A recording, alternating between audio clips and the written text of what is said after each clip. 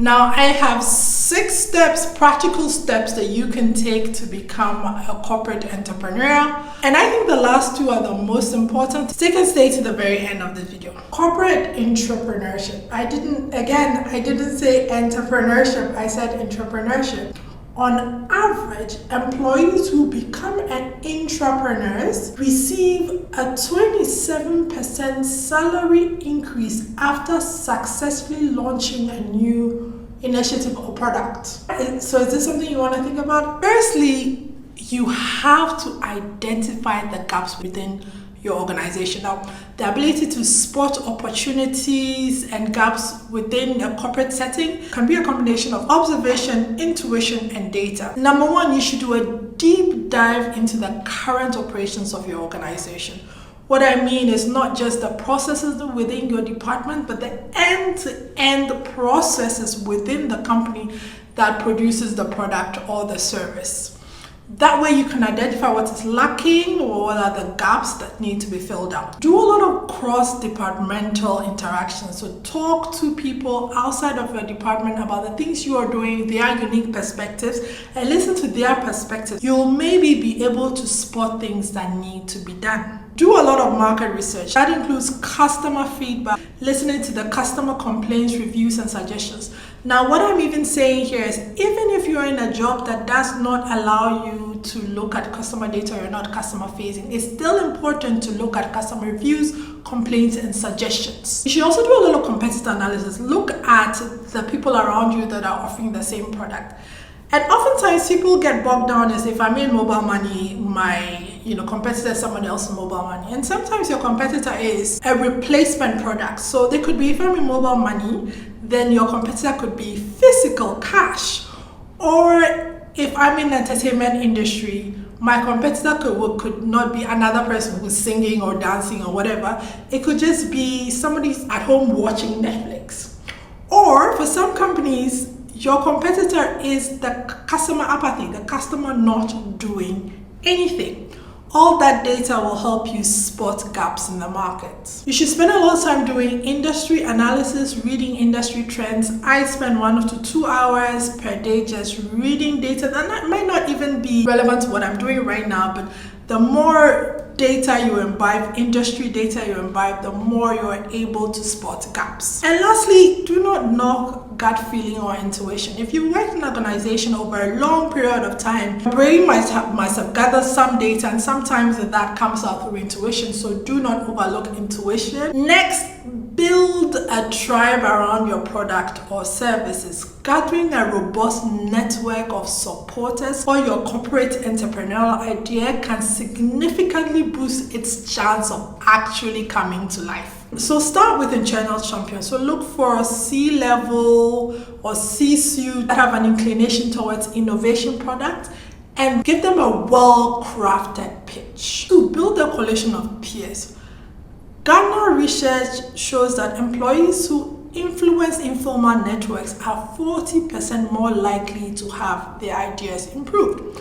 An example being Microsoft Teams was initially floated and championed by a small group of employees within the organization even before it got executive backing. Next, collect a lot of research and data and create a prototype. It's important to build a small-scale version of your idea. It could serve as a way of explaining to others what you are thinking. There are many ways you can do this. You can do a digital mock-up, which is maybe just a drawing, a graphic design. You can have a minimal viable product, which is you build a stripped-down version of the product with core functionalities and use that to gather feedback. Or you could use the Wizard of Oz testing, which is the idea that you fake the back-end processes. So for instance, if you pitch a digital product for your company, you can basically create a front end which customers can use, but then not build out a whole back end and just do the manual processing behind proof to management that it can be done. It's a data-centric algorithmic solutions. You can use a spreadsheet to model data flow and decision algorithms. You could also use storyboarding, sequence of drawings or pictures to visualize the customer's journey. The next thing you have to do is risk assessment. You must understand corporate politics. So in order to avoid the pitfalls that you might feel, do a thorough risk assessment. Some of the questions you need to ask are, will the customers adopt your product or service? What is the potential for a competitor to emerge or adapt? You could also think about technical risk. Can the product be developed with the current technology? Will it work with existing systems? Then you have to think about financial risk. Is the potential return on investment sufficient? What are the potential chances of exceeding your budget on the project? You could also think through operational risk. Are there vulnerabilities in the supply chain? Are there legal hurdles? All these things that you have to ask. You also have to look at the HR risk. Do you have the necessary talent to execute the idea? How will the internal processes and teams adapt? It is important that you assess the severity and the likelihood of every single risk happening. Then you prioritize the risk and develop risk mitigation strategies for each one of these risks. Now, as promised, I will share with you the last two most important things you need to do on your way to become a corporate entrepreneur. Learn how to effectively pitch your idea. Like, pitching your entrepreneurial idea to decision makers is both an art and a science. You must be able to combine storytelling and visuals with hard data in order to make your point to decision makers and to management. The first thing you need to do in getting ready for a pitch is research and preparation. Look, understand your audience. Who are you talking to? What matters to them? Support your idea with market research, customer feedback, internal analytics. And in structuring your pitch, you have to think around the problem statement, right? Outline the problem you're trying to solve.